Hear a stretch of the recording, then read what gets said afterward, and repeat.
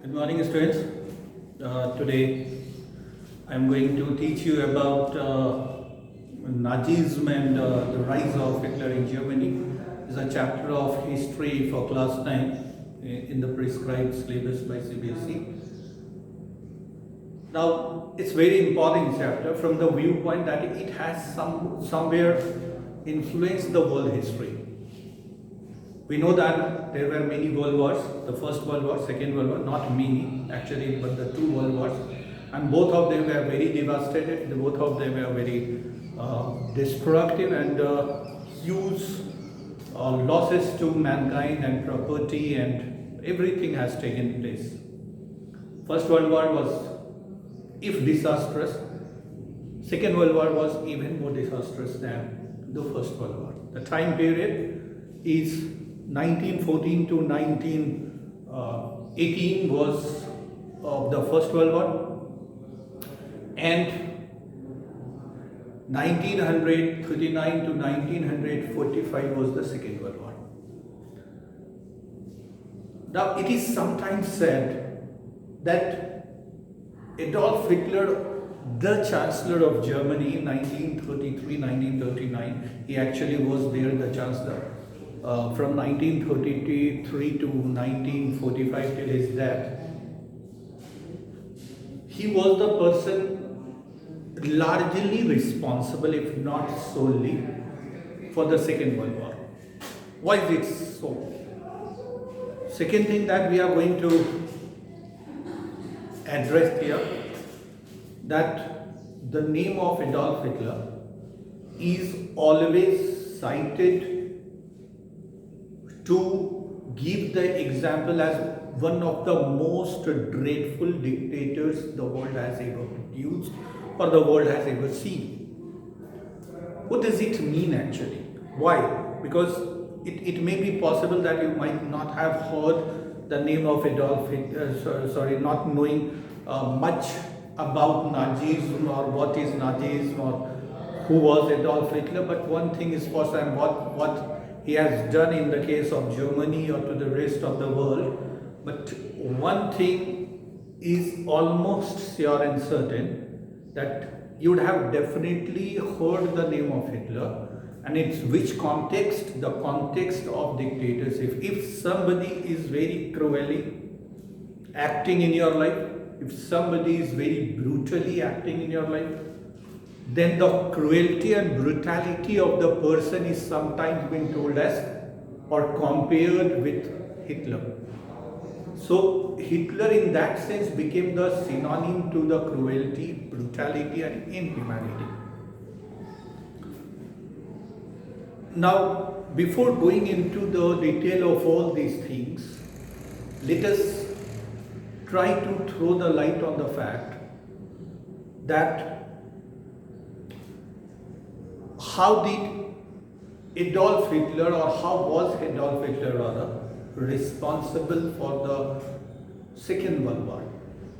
But before going into that, we need to understand what happened during the First World War. First World War, as I have told, had taken place from 1914 to 1918. At one side were the Allied powers, at another side were the Central powers. These were the two belligerent groups who fought against each other during the First World War, which actually started in the year 1914 and ended in 1918. I'm not going into the detail of that because this chapter is somewhere surrounding around Adolf Hitler or Nazism and the rise of Hitler in Germany. Okay, what factors led to the rise of Hitler in Germany? Why and how he was being accepted as the Chancellor of Germany? And why is he even today remembered as the most brutal dictator the world has ever seen? Now, First World War, as I have told, fought between two groups. One was the Allied, another was the Central powers.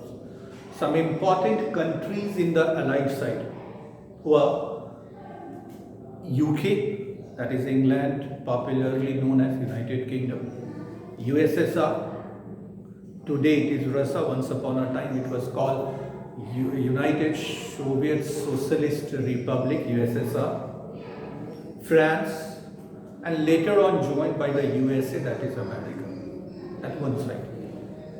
The second side was Germany, Ottoman Turkey. Turkey was at that point of time being ruled by the Ottoman Empire, so it is known as Ottoman Turkey, and Austria-Hungary. Today Austria and Hungary are two independent countries of Europe, but in those days it was a joint one being ruled by the Habsburg Empire again. So Austria-Hungary, another side. First World War was fought actually with the intention of expanding colonies and occupying more and more resourceful areas of the world by these so-called superpowers or the powerful country of that time. Because industrialization had already taken place in UK, and from there it actually spread to the other parts of Europe, and in order to further the goal of industrialization, in order to flourish it, these industrialist countries or industrial powers wanted raw materials and markets, and for having both these things they wanted more and more colonies under their control, and that actually led to the First World War.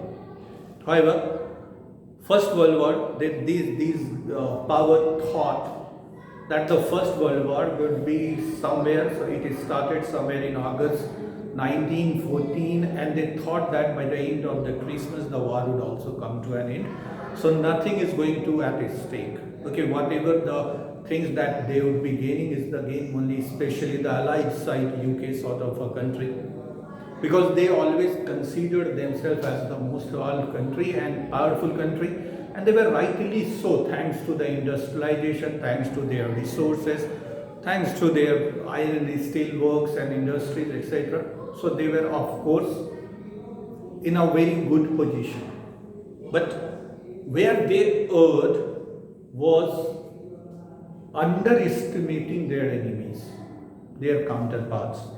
These counterparts in the form of Germany, Austria-Hungary, and Ottoman Turkey were also not minnows. Of course, they finally tasted defeat, but war kept on stretching, and at one point of time it was assumed as this is never going to end. Everybody has put the things at stake, especially those so-called superpowers in the form of US, UK, etc. And they cannot afford to take a foot back.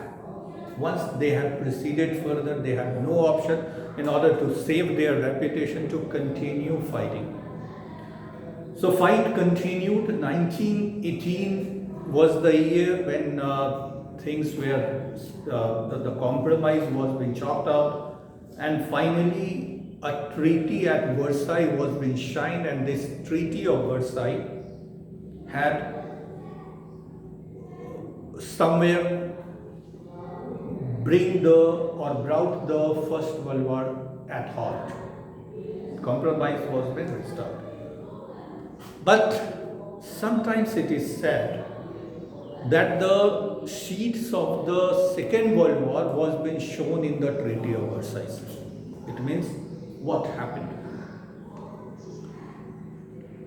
The Treaty of Versailles was being signed between the Allied powers and Central powers, and the leaders. In my previous videos also I have somewhere given these examples and told this statement that leaders are always the most visible face.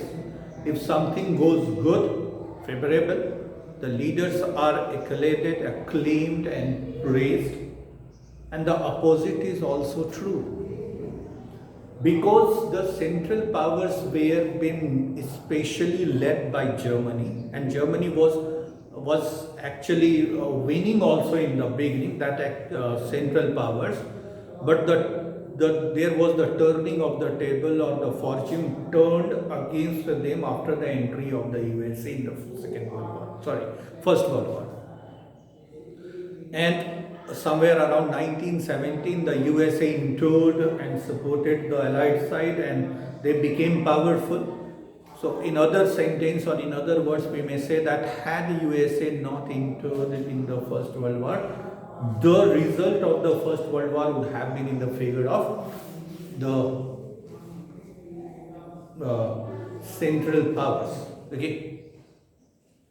Anyhow, the Central Powers tasted defeat, and a very harsh and humiliating treaty was being signed at Versailles, where Germany had to surrender a lot of its resources, its military strength, its coal and iron resources, and most importantly, which was very derogatory and humiliating for Germany, was that a war guilt clause was being put up in the Treaty of Versailles.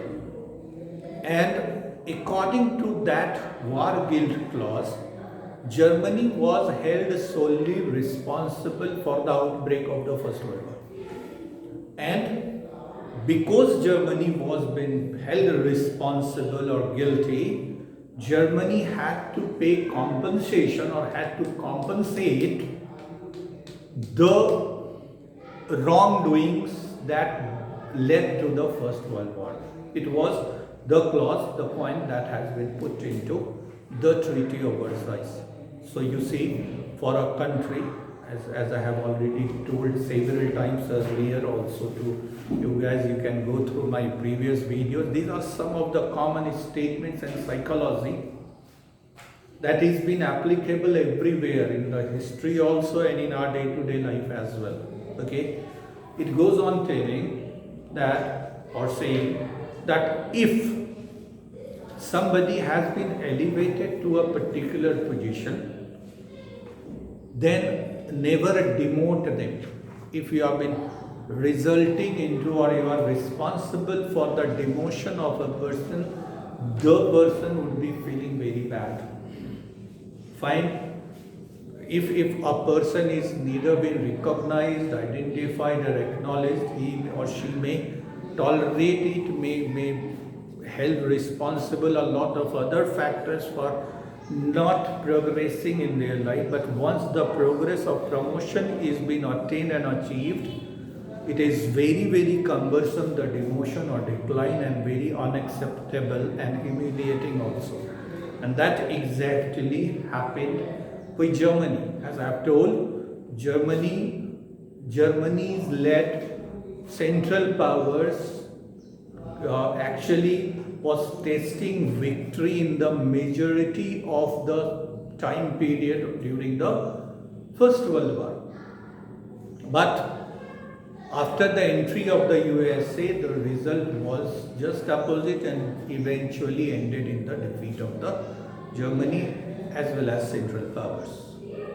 Everybody suffered loss, because these people were, or these countries were the defeated countries, but Germany suffered the most. Not only from the resource viewpoint, but psychological impact was also very enduring, and it was also very everlasting on the mindset of the people. They were looking for the revenge, but then they were right now not in a position to take the revenge. This is one psychological side, just keeping the story. Now come back to Nazism and the rise of Hitler. Adolf Hitler, he was actually in the German army that fought the First World War. He joined as a messenger and elevated himself to a position thanks to his bravery, his skill, his dedication and devotion. and he was acknowledged for his bravery. However, everybody, when your country has been fighting against anybody or your country or our country, for example, forget about the wars. Just think of a situation that, say for example, cricket match is a very popular sport. India is playing against any country. Being an Indian, it is our first and foremost desire that India must win the match. Even if we are not so interested in cricket, not necessarily all the Indians are cricket frenzy. But being an Indian, even if we don't have that much interest in cricket, but then we would definitely want India to win the match because of that nationalist feeling or the feeling of Indianness. It is quite natural and obvious. But, sorry, but suppose you are a great fan of cricket, you are a great follower of cricket. India is playing against some of your bitter enemy. For example, Pakistan. It is the cricket match between India and Pakistan is actually not remaining or being played as a sport. It becomes something else other than a sport. That we know. Both the people from both the sides, even if they may hide these emotions, they may say no to all these things, but the fact of the matter is, if I say that, okay, we must support sports in the spirit of game, I am lying. I am a big liar in that case, because this is what very obvious situation. India is playing against Pakistan, India is playing against Sri Lanka, World Cup final, India and Sri Lanka. Definitely being an Indian, I would be definitely wanting the India to win the match. But suppose India is not in the final, it is the final match going on between Sri Lanka and Pakistan. Chances that we would be definitely favoring Sri Lanka to win over Pakistan. Answer is simple, because we consider Pakistan as our arch rival, and it is rightly so. Even if we may say that this is what not it is, we are supporting only those who have been playing the best game must win. These are all the bookish thing. This is all ideological. The fact is not there as long as you have been a nationalist. Fine. So at any cost, being a supporter and a follower, that is what I am coming on to Adolf Hitler. I have told he joined army. He was a very dedicated soldier and he fought very bravely, and he was been earning many laurels for his bravery. He was acknowledged for his bravery, and he had been promoted on many occasions because of his bravery and dedication or dedicated service to the country. So this is what the situation I am comparing it with that of the cricket match, which is not at all a war, okay? But it is sometimes being played as a war if being played between India and Pakistan. At any cost, we may or we don't want to lose India at any cost, but then we can be consoling ourselves if India has been losing the match against any other country, but it would be literally very intolerable if the same happening against Pakistan.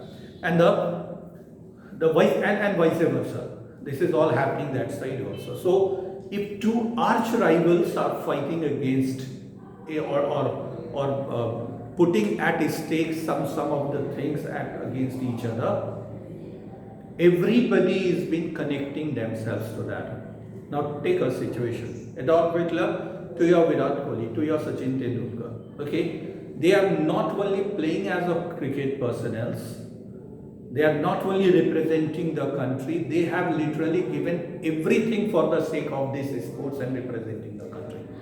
So being a fan, if we are feeling so low and so bad, imagine just the situation how bad they would have been feeling also. Okay, and particularly if the person is a captain.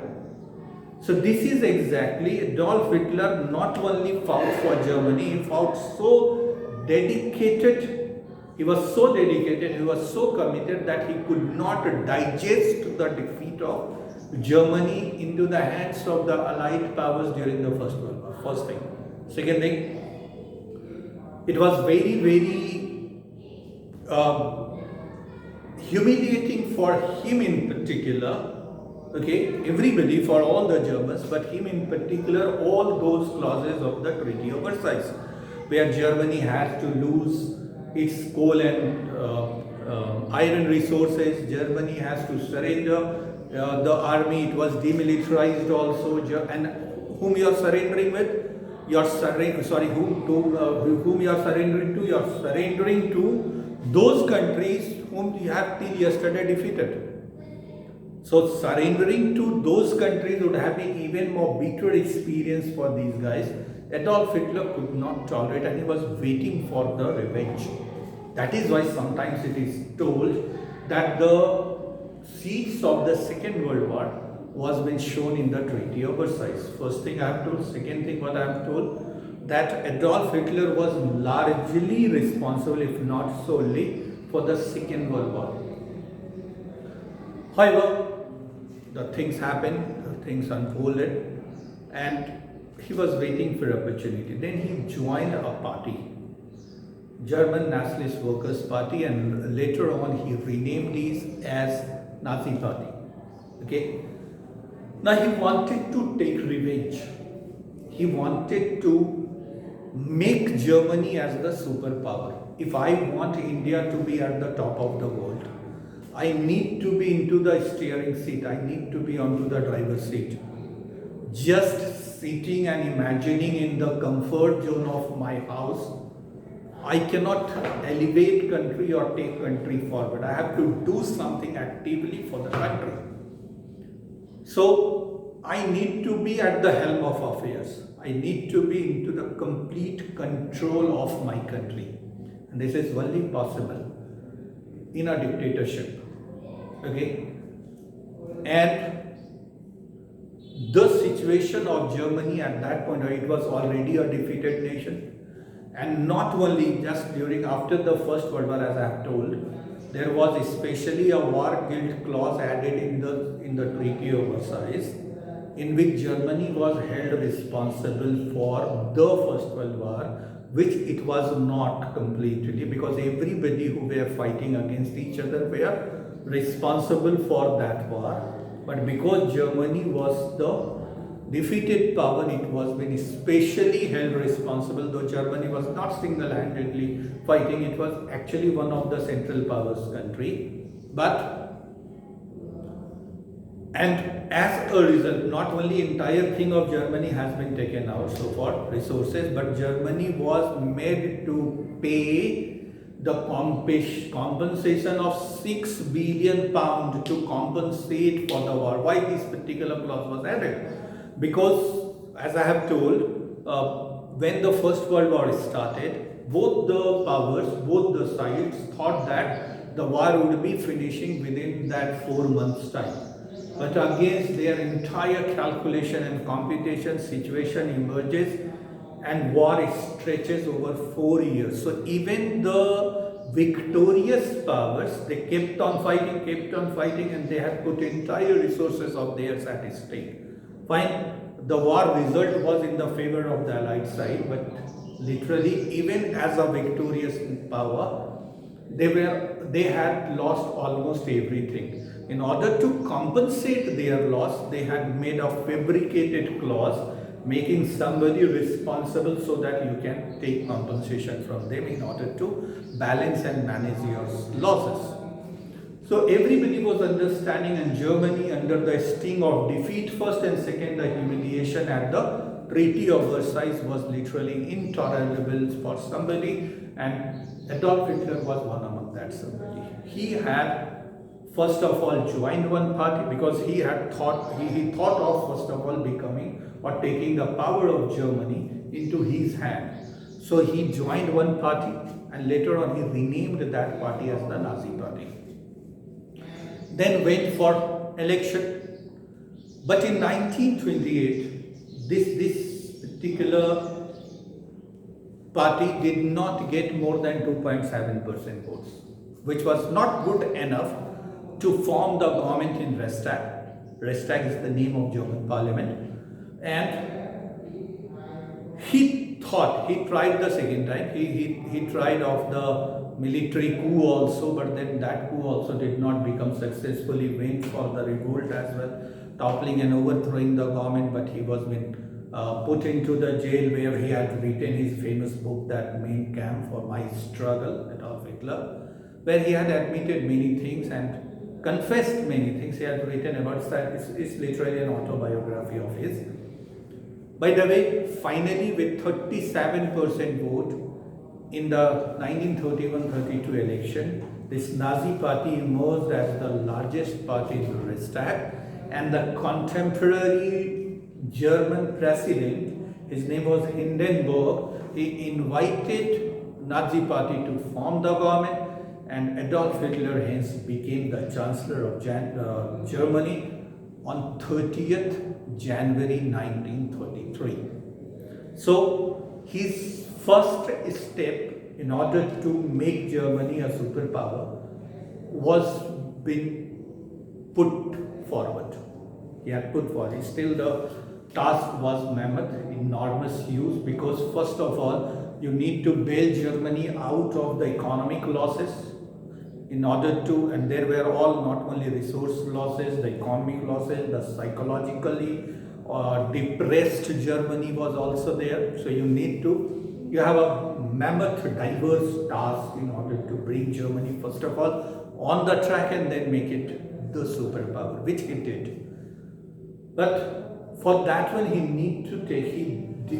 became the democratically acknowledged and elected Chancellor of Germany. You can compare the post of Chancellor of Germany to that of your Premier, that is your Prime Minister, which is literally the executive head of the country. But then being the Prime Minister of India, Narendra Modi, for example, if wishing to directly attack over China to take revenge from China, can he do so? Answer no. He'll have to go through many formalities. He needs to seek the permission of the parliament. He has to take many actions, or even if he is taking some emergency step, finally he has to somewhere inform to the parliament. And that is why it is literally not easy for a democratic ruler to do the things of his wishes or desire. In order to do what you wish, what you desire, you need to be a dictator. So his another task, another immediate task was to make Germany a dictatorial country. He wanted to make, he was elected as the Chancellor of Germany democratically, but then he wanted to dismantle democracy and establish dictatorship, and must have in the complete control and command of Germany, so that he can take many steps. And he got that opportunity. What happened? That a fire broke out, rather a mysterious fire broke out in German parliament Reichstag in 1933. Okay. Now, if you see the timeline, 30 January 1933, Adolf Hitler is becoming the Chancellor of Germany, and on 28th February, it's almost in a month time, a mysterious fire broke out in Germany. German parliament, Reichstag. Now, parliament is the center of democracy, and if anybody, say in India also, that some terrorists someday back had attacked over parliament. Attacking over parliament is the threat to the security of the nation. Okay, it's not only a building, but it is actually the entire nation as they have fed their representative, the people sitting there. Okay. So you cannot afford to take any risk, and he had declared emergency.